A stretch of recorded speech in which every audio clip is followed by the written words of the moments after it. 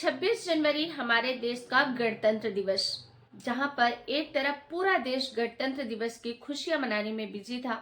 Police सारी तैयारियों में जुटी हुई थी। वहीं पर गाजियाबाद के हाईवे के पास थोड़े ही दूर पर एक सूटकेस जला हुआ मिलता है और कुछ संदिग्ध लगता है। और जब पुलिस सूटकेस के पास पहुंचती है और उस सूटकेस को खोलकर देखने की कोशिश करती है, तो पता चलता है कि उस सूटकेस के अंदर एक महिला का जला हुआ शरीर भी पैक किया हुआ है, जिसका पूरा चेहरा जल चुका था, पूरी स्किन जल चुकी थी। यानी कि उस महिला को देखकर शिनाख्त नहीं हो पा रही थी। पुलिस इस केस को सॉल्व करने की कोशिश करती है, लेकिन इस बॉडी को पोस्टमार्टम के लिए भेजा जाता है, जहां से जो भी हिस्सा बचा था जिससे कुछ भी पता चल सके। लेकिन पुलिस के हाथ खाली रहते हैं, क्योंकि बॉडी में कुछ ऐसा बचा नहीं था जिससे कुछ शिनाख्त हो पाए। पुलिस परेशान हो जाती है। साथ ही आसपास के सभी थानों में भी ये सूचना दी जाती है कि अगर कहीं से गुमशुदगी की कोई रिपोर्ट आए तो कांटेक्ट किया जाए। लेकिन हैरत की बात यह होती है कि कहीं से कोई गुमशुदगी की रिपोर्ट भी दर्ज नहीं होती। पुलिस परेशान थी, लेकिन साथ ही साथ पुलिस ने ठान रखा था कि इस केस को सॉल्व तो करना ही है। गणतंत्र दिवस का दिन बीत जाता है। अब आता है 27 जनवरी। पुलिस जो उस हाईवे में आने जाने वाली कारें थी रात के समय की, वो देखना शुरू करती है। सीसीटीवी कैमरे की मदद से लगभग 25 से 30 कारों को देखा गया।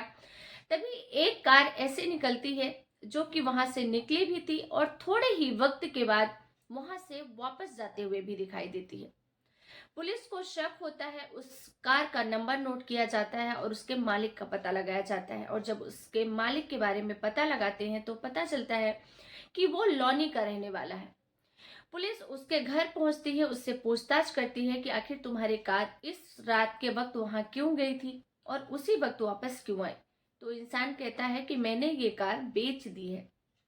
यही गाजियाबाद के रहने वाले अमित तिवारी को मैंने ये कार बेच दी है काफी समय पहले। अब पुलिस अमित तिवारी का कांटेक्ट नंबर लेती है, उसका लोकेशन ट्रैक किया जाता है तो पता चलता है कि वो नोएडा में है। पुलिस तुरंत ही उस लोकेशन पर एक्टिव होती है और उसको वहां से गिरफ्तार कर लेती है। अब जब अमित से पूछताछ शुरू होती है कि तुम आखिर वहां क्यों गए थे, क्या बात है, तुम कहाँ रहते हो, कहाँ के रहने वाले हो, तो जो अमित होता है वो बहुत ज्यादा घुमाने फिराने की पहले पुलिस को कोशिश करता है। पुलिस अपनी कोशिश में लगी हुई थी। साथ ही जो अमित रहता था, जो अपना एड्रेस बताता है जहां पर वो किराए से रहता था, उसके आसपास के लोगों से पूछा जाता है कि अमित यहाँ कब से रह रहा है, उसके साथ कौन कौन रह रहा था और क्या क्या इसके परिवार में कौन आता जाता था, सारी चीजें।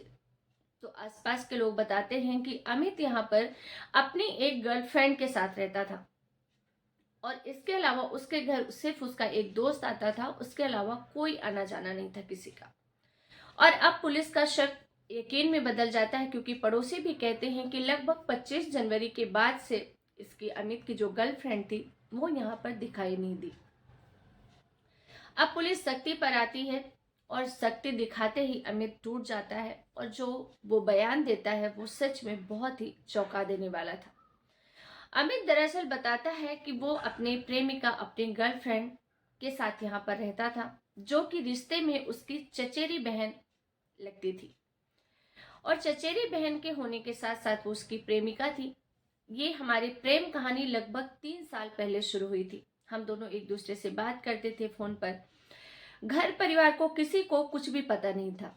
लेकिन जैसे जैसे वक्त बीतता है, जो उसकी गर्लफ्रेंड थी वो कहती है, जिसका नाम श्रद्धा पांडे होता है, वो कहती है कि मुझे तुमसे शादी करनी है। और इसके लिए सबसे पहले वो कहते हैं कि मैं ही अपने घर वालों से बात करूंगी और तुम भी अपने घर वालों से बात करो। और इस तरीके से हम अपने घर वालों से बात करते हैं तो हमारे घर वाले हमको बहुत बुरा भला बोलते हैं और कहते हैं कि तुम लोगों को शर्म नहीं आती है, तुम रिश्ते में भाई बहन हो और हम ब्राह्मण समाज के लोग हैं, हिंदू समाज के लोग हैं, हमारे समाज में ऐसा नहीं होता है। अपने तरीके से दोनों के पेरेंट्स, दोनों के रिश्तेदार समझाने की पूरी कोशिश करते हैं, लेकिन वो कहते हैं ना कि विनाश काले विपरीत बुद्धि। किसी के सिर पे किसी का इश्क का भूत सवार हो तो उसे कुछ सही और गलत की समझ नहीं होती, और यही होता है इन दोनों के केस में। इन दोनों को सब ने समझा लिया, लेकिन इन दोनों को कुछ समझ में नहीं आया। और इस तरीके से जो अमित होता है वो अपनी गर्लफ्रेंड को लेकर घर छोड़कर चला जाता है। और जैसे घर छोड़कर जाता है उसके बाद से अमित के घर वाले भी और जो उसकी गर्लफ्रेंड होती है उसके घर वाले भी अमित और उसको घर निकाला, परिवार से, समाज से निष्कासित कर देते हैं और उनसे किसी भी तरीके का कोई रिश्ता, कोई कांटेक्ट नहीं रखते। और ये दोनों निकल जाते हैं और वही गाजियाबाद के एक शहर में जाकर एक कमरा किराए से लेकर, जहां पर उसका दोस्त भी रहता था नोएडा में, वहां पर जाकर वो कमरा किराए से ले लेते हैं और वहां पर रहते हैं। अमित के पास कार थी, कार चलाकर वो अपना और अपनी गर्लफ्रेंड का भरण पोषण कर रहा था। सब कुछ ठीक ठाक चल रहा था। अभी नवंबर 2024 में ही ये दोनों घर छोड़कर गए थे। लेकिन जैसे जैसे समय बीतता है, जो गर्लफ्रेंड होती है वो अमित पर शादी का दबाव बनाने लगती है कि मुझसे तुम शादी करो। अमित कहता है कि मैं शादी तो करता ही, क्योंकि मैं जब अपना परिवार छोड़ ही चुका था तो शादी करने में कोई प्रॉब्लम नहीं थी। लेकिन जो उसकी गर्लफ्रेंड थी वो उसे ब्लैकमेल करना शुरू कर दी थी। वो बार बार मुझे धमकी देती थी कि अगर तुमने मुझसे शादी नहीं की तो मैं तुम्हें बर्बाद कर दूंगी, तुम्हारे परिवार वालों को भी बर्बाद कर दूंगी, जिंदगी भर चक्की पिसवाऊंगी, जेल की सलाखों के पीछे रखूंगी। अमित कहता है कि अगर बात सिर्फ मेरी होती तो मैं फिर भी बर्दाश्त कर लेता, लेकिन जब वो मेरे मम्मी पापा, भाई बहन, जो मेरा परिवार था, उनके ऊपर केस करने का धमकी देती थी तो मुझे बहुत गुस्सा आता था, क्योंकि इन सब में उनकी कोई गलती नहीं थी। जो कुछ भी किया था मैंने किया था, उसने, हम दोनों का ये फैसला था। फिर उसके लिए मेरे परिवार को जिम्मेदार कैसे ठहरा सकती है?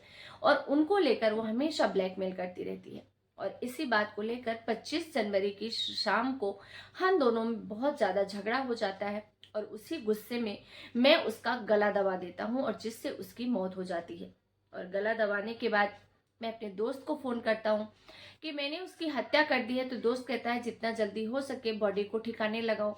उसके बाद मेरा दोस्त आता है, हम दोनों एक सूटकेस खरीदते हैं, उस सूटकेस में उसको पैक करते हैं। रास्ते से हम डीजल खरीदते हैं 1.5-2 लीटर के समथिंग, और जाकर, वैसे हमारा प्लान था कि हम दिल्ली जाएंगे, थोड़ा दूर इस लाश को ठिकाने लगाएंगे, कहीं दफना देंगे ताकि पुलिस को कभी पता नहीं चले। लेकिन जब हम मेरी कार में उस लाश को रख कर निकलते हैं तो पता चलता है 26 जनवरी दूसरे दिन होने की वजह से काफी ज्यादा चेक पोस्टिंग थी। हर जगह जगह पर पुलिस गाड़ियों को रोक कर पूछताछ कर रही थी, चेकिंग कर रही थी। और इस डर की वजह से कि हम कहीं पकड़े नहीं जाए, हम लोग वापस आ जाते हैं। और जो गाजियाबाद का जहां पर सुनसान एरिया हमको थोड़ा दिखता है, वहां ले जाकर उस सूटकेस को रखते हैं और उस लाश के ऊपर और उस बैग के ऊपर पेट्रोल डालकर उस पर आग लगा देते हैं, ताकि कभी भी इस बात की शिनाख्त नहीं हो पाए कि आखिर ये मरने वाला व्यक्ति कौन था, और ना ही हम कभी पकड़े जाएंगे। तो इस तरीके से एक शातिर इंसान ने एक महिला को मारकर उसकी लाश को ठिकाने लगाने की अपनी तरफ से पूरी कोशिश की।